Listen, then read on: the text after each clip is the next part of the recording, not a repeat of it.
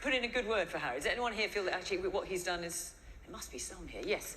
But done the right thing. Yes, the woman there actually, the woman on the end in the black, yeah. I think Harry has done his best to address some personal struggles, and when I watched the interview with ITV, he sat down and he was quite candid. I think, what kind of country are we going to be if you can't even express freely, how you feel, what you're going through?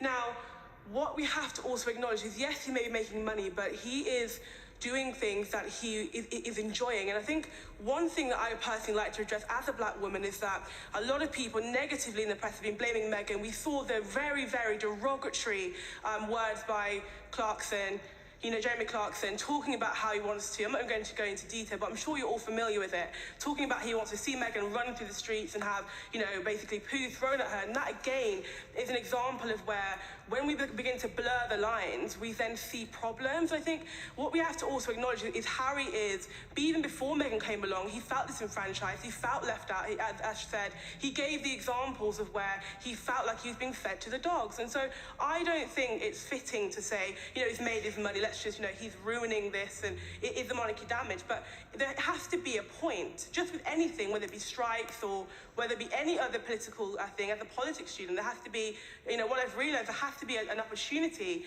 for people to say, this is what I believe, I'm going to air that. And so even, things like racism, because racism is prevalent in the press and it needs to be addressed. Okay.